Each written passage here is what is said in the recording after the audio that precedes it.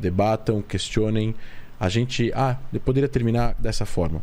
Tem um livro chamado Impasse 67, escrito por um autor israelense chamado Micha Goodman. Ele fala sobre a guerra a esquerda, a direita a esquerda e a direita israelense e o legado da Guerra dos 6 Dias, que é quando Israel conquista os territórios e tal. Enfim, ele entra em vários detalhes sobre as negociações, é um livro muito interessante, mas ele começa o livro falando da polarização.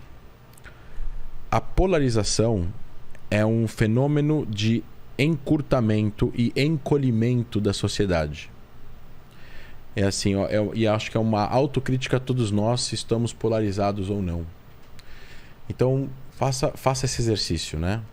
Ele fala que na década de 90 teve uma pesquisa nos Estados Unidos que fizeram uma pergunta para os americanos democratas se eles enxergavam alguma coisa de positivo nos republicanos, algum tema que eles concordavam com os republicanos. E vice-versa. Chegaram para os republicanos e perguntaram se existia algum tema que eles concordavam com os democratas. 40% tinham alguma coisa que concordava com o outro. O número é 40 de um lado, 38 do outro e tal, não sei o que concordava com o outro lado. Esse número hoje é 6%. Então, ao longo dos últimos 20 anos, os americanos passaram a se odiar por causa de posições políticas. Quando você começa a se odiar por causa de posições políticas, você não tem curiosidade de escutar o outro lado. Quando você não tem curiosidade de escutar o outro lado, você está encurtando, você está se encolhendo e o abismo entre os dois aumenta. Qual é a única forma de você combater a polarização e você aumentar essa porcentagem? Não estou falando para as pessoas pensarem igual, mas você aumentar essa porcentagem. A única forma é você desenvolver curiosidade pelo outro lado. Se você desenvolve curiosidade pelo outro lado, você está mais disposto a escutar o que o outro lado tem para falar, de forma genuína.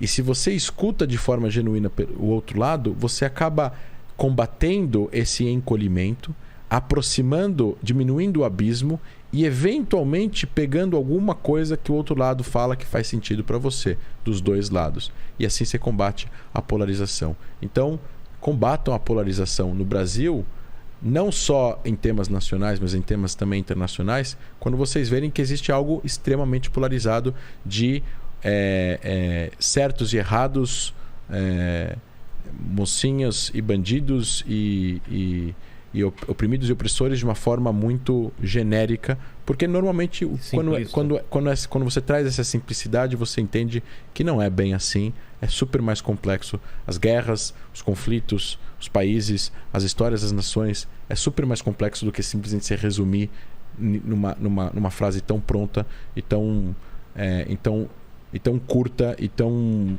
insignificante entre certos e errados. E o que você falou tem tanto sentido, porque essa polarização leva a você não enxergar, inclusive num certo grau, esse nível eleva, e você não vê a pessoa que pensa diferente como um indivíduo num certo ponto. Exatamente. Ele é um cara a ser combatido. Aí você vê um cancelamento que não tem problema. Exatamente. Eu quero que esse cara fique sem emprego, sem nada e não sei o quê, simplesmente porque ele pensa diferente. Exato. E ele não é um indivíduo da mesma classe que eu. E aí eu acho que é uma grande dádiva de líderes quando os líderes eleitos falam: eu fui eleito por uma parte, mas eu vou governar para todos, inclusive aqueles que não governaram para mim. Cara, é sobre isso. Não existe assim. O país é feito de diversidades, as pessoas pensam diferente e a gente tem que tomar muito cuidado, porque isso é muito ruim para a sociedade e para a democracia. E eu aposto que as pessoas que às vezes não pensam desse jeito, se tirassem as liberdades e a democracia delas, elas iam pensar. Mas não pode, porque é tarde demais. Por isso que você tem que combater ser intolerável com os intolerantes. Exato. Falei sobre isso já no Flow, no podcast no livro do Karl Popper, que ele fala, tem que ser intolerável com os intolerantes. Exato. Não pode deixar os tolerantes virem ao poder, porque se os tolerantes virem a tomar o poder... maioria, né? Não, então, eu estava vendo um podcast... Não podcast não, eu estava vendo um vídeo do Golbes. O Golbes foi o ministro da comunicação de Hitler. Ele tá em 35, acho. Eles subiram o poder em 33, já começaram a varrer lá, acabar com a República de Weimar, transformar a Alemanha num terceiro Reich, acabar com a sociedade civil, acabar com a liberdade de expressão, perseguir os opositores, prender todo mundo. E lá em 35, ele tá num bar, eu acho, ele tá em algum lugar que a galera tá dando risada, ele deve estar em alguma reunião interna lá do Partido Nazista. E ele fala assim, tá traduzido, ele fala em alemão, ele fala: a oposição fala para nós que nós estamos tirando a liberdade deles e isso não é justo porque eles deram liberdade para nós falarmos e para nós nos expressarmos, que eles deram para nós a opção de termos uma voz.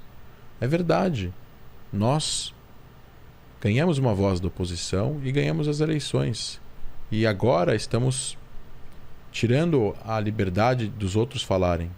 Bom, se eles foram idiotas, então não significa que a gente precisa ser também. Nossa. E não significa, se eles deram liberdade para nós falarmos, não quer dizer que a gente precisa dar a mesma liberdade para eles.